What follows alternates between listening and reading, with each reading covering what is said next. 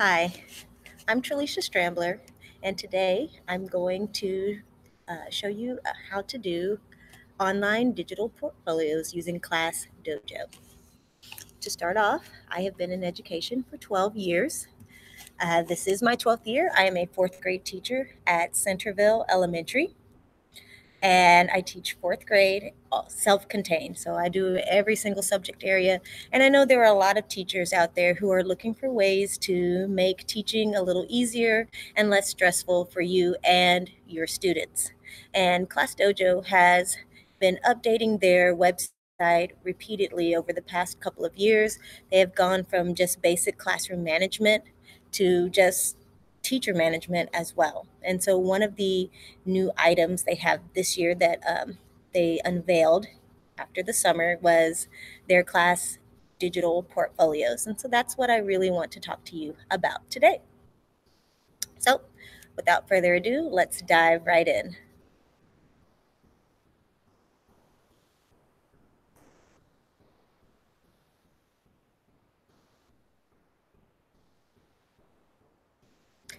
All right. So what I've done is I have logged into Class Dojo, and that website address is classdojo.com. When you log in, you will need to click on your classroom. Mine is this one, but for demonstration purposes for now, I'm going to use my demo class.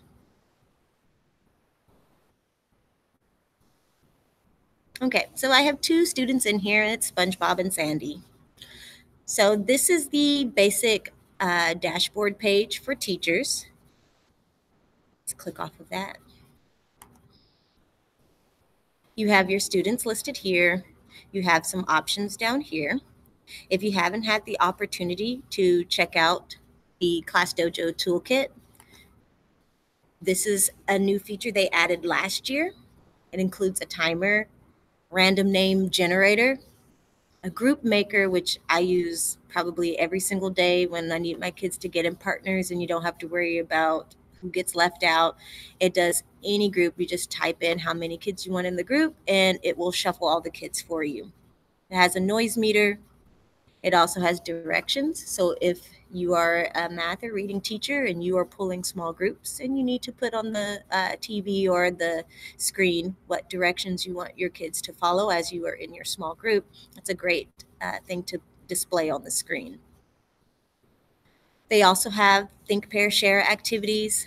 They have a Today button.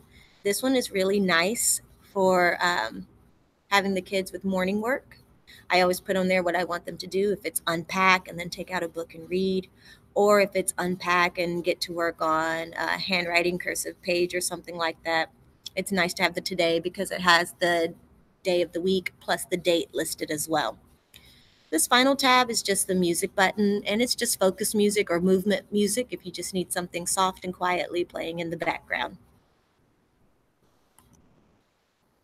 One of the things I was most excited about this year was when they started portfolios. I had been using different apps to do this one thing. I had an app for portfolios, I had an app, Class Dojo, for classroom management. When they added the toolkit, it was great because now I was able to have my timer all in one place as well instead of having my iPad going for a timer, and then an app for the digital portfolios for kids, and then another app for Class Dojo. So they have basically streamlined a lot of things so that Class Dojo is now a one-stop shop. Less things for teachers to remember and less for you to handle. So you still have your communication piece with your parents. So at the top, you will find portfolios, class story, and messages. So we're going to look at the portfolios.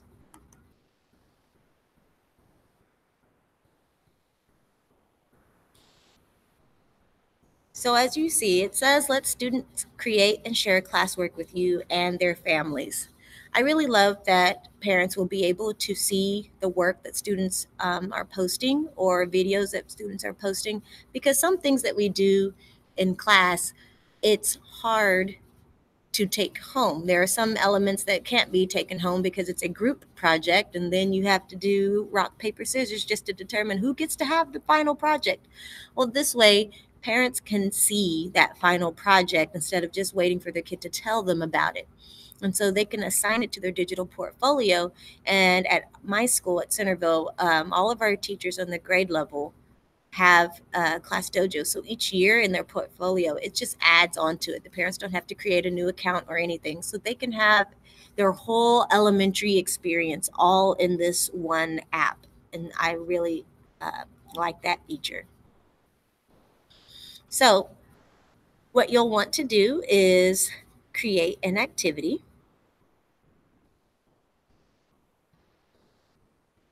And you have some options available to you. You can do a text entry, video recording, have kids take a photo of something, or they can do a drawing on the iPad. So for this activity name, I'm just going to call it a cat drawing. And this is something I've done with my kids before. Activity name can't be blank, so the kids have to know what it's called. Activity instructions, you just tell them step by step what you want them to do. Step 1, I want you to draw a picture of a cat. If you have a second step, you'd put in your second step and then your third step, and it just kind of goes on from that. Now, if you want them to write or type out, should I say, what you want them to do, you would click text entry. If you need them to create a recording, you just click down on recording. If it's something that they've done in class and you just want them to take a photo of it to turn in, you can click that. And for this case, I'm going to have them actually create a drawing. So then all you have to do is press this assign button, and it's going to assign it to the class. Now, from the student point of view, all they would do is use the QR code that you already have. And this is how the students log into the activity. So in my classroom, I have the students have the Class Dojo app on their iPads. They take their iPad, they walk over to our Class Dojo QR code, they scan it, they pick my class, so it'll say Strambler class, and then they find their name, they click on their name, and the activity pops up, even if it's multiple activities, so they can see everything that they need to do. If you haven't created an activity or the students are just wanting to upload onto their portfolio, there is a button for that too. So the kids can just press upload and then they can share that with you as well. On the teacher side of everything, as you can see, I haven't approved anything because no one has submitted anything. I still have one that's pending approval, and then I have one that's not yet submitted, two that's not yet submitted. So it tells you quickly, what to do next. Now, I'm going to take you back so that you can see some examples of what this looks like. So I'm going to log out of my demo class.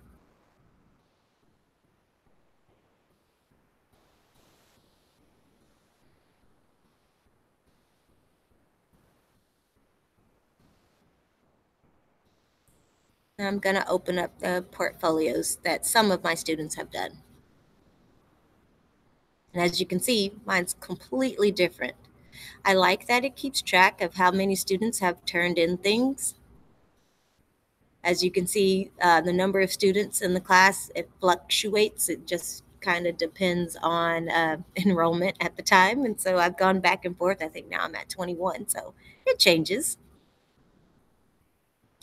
And you can see some of the things that my students have turned in. So I want to click on the electricity flowing through a circuit. This is an activity that when we began in science learning electricity, this was what I used as a formative assessment just to see if the students were understanding electrical flow. I like that you can click on the picture, it'll make it a little bigger. And the things that I was looking for were the arrows, if they had a load, if they had a battery, that kind of stuff. I like seeing all of these on here. You can see ones who are pretty good artists, and this was a drawing activity. I also had a photo one, and kids were doing shape poems, and they were writing. This was during writing time, and we were writing them in our spiral. But our writing spirals stay at school, and I wanted parents to be able to see some of the poems that the kids came up with. So I had them take a picture and turn it in that way. And it was also very convenient for me because now I didn't have to take home 21 different spirals. I was just able to look at them through my app at home, and I could grade them easily from then. So there you go. Paperless for you, happier weekend for teachers, and the kids don't have to worry about taking home that spiral and the one that never seems to come back the next day, even though you've warned them time and time again to make sure you bring it back. And there's always one or two that never seem to remember to bring it back. Something I would say is that, as you can see, some students are better at taking pictures than others. And so that is something that we've had to practice on what makes a good picture and what's not a good picture. If the students take a picture and they make a mistake, they can go through and delete it and then resend it in again. I've had students submit a picture, and when I opened it up, it was too blurry to read. And so I declined it instead of approving the picture. I declined it, which means on the student's end, uh, basically the activity pops back up for them so that they can see Ms. Strambler didn't accept it. You need to do it over again.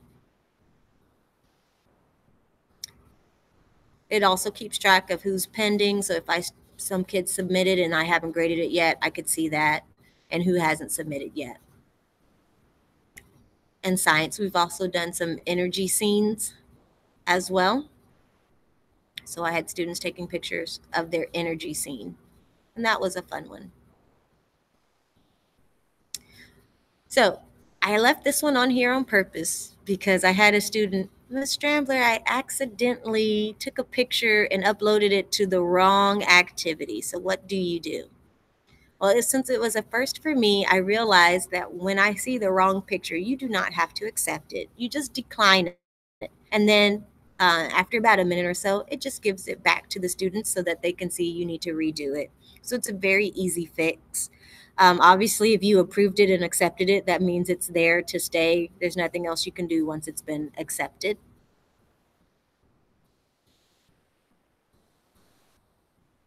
It's actually pretty simple.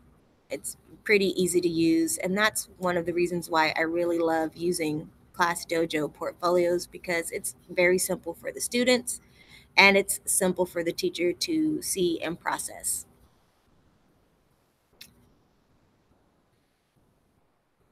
And here's that cat drawing one that I showed you guys before.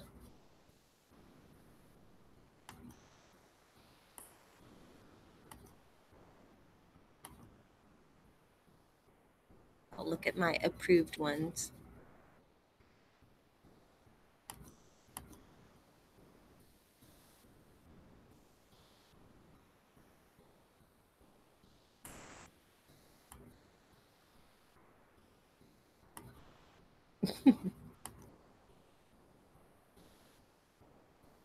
So this is just one that was drawn on there. It's very simple.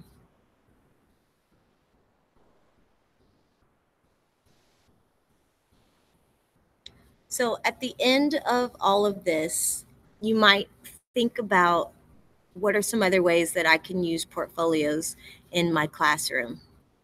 So something that I've done with portfolios is that in balanced literacy, students are working in stations. And one of the questions that I had was, what do I do with all of the work that the students should be doing? Or how can I have the students demonstrate that they are learning for me? And that's where Class Dojo portfolios has come in handy a lot, over and over and over again.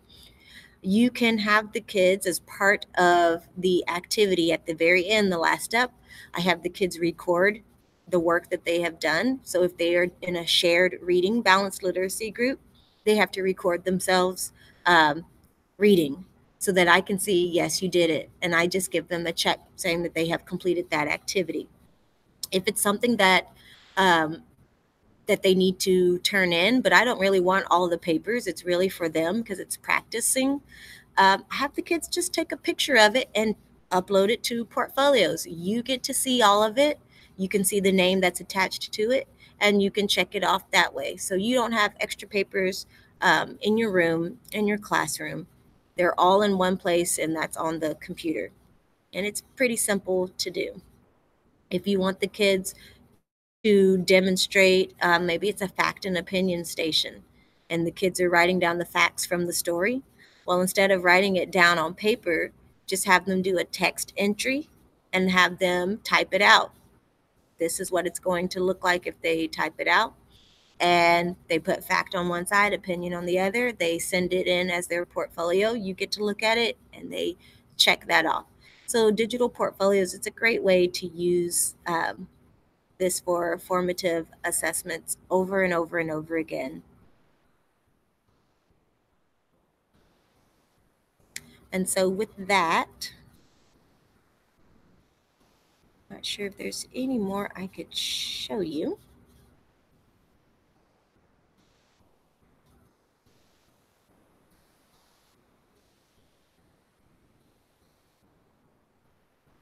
Oh, so let's say you make a mistake. Up here, we have the manage activity. And this just tells you, do you want to delete the activity? Say you don't need it anymore. You can delete the activity. You can archive the activity. I have had to delete activities because I put the wrong instructions and it wasn't what I really wanted them to do. So you just delete it. If it's old, so you don't have a lot of things coming down your list on this side, then all you have to do is archive it, and so you won't see it anymore. This button over here will let you see any activities that you have archived in the past.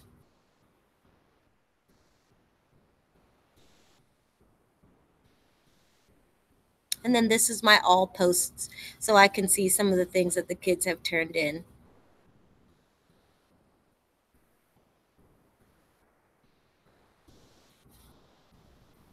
All of the energy scenes. These are really nice ones.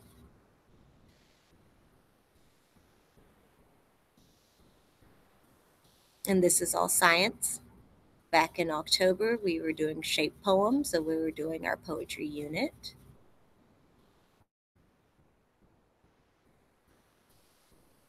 And at the beginning of the year, I started with just some simple cat drawings. So here are all those cat drawings that we did in the beginning of the school year, just for them to practice, because of course it's drawing on the iPad and the kids are still excited about those things. So you get to see some of their artistic ability and imagination.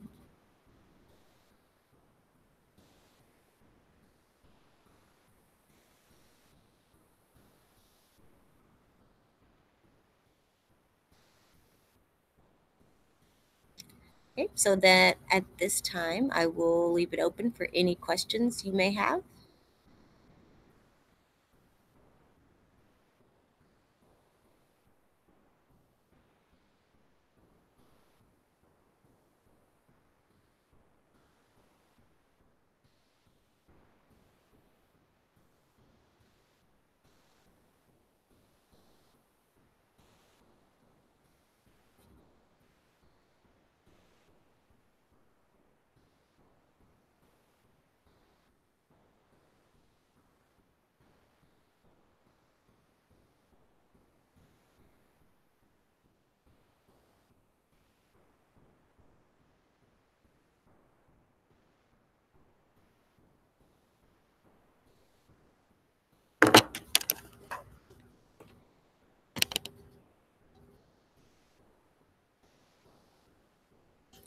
Okay, so if there are no more questions, then I will tell you guys have a good evening, and I hope you learned a little bit more about uh, Class Dojo portfolios.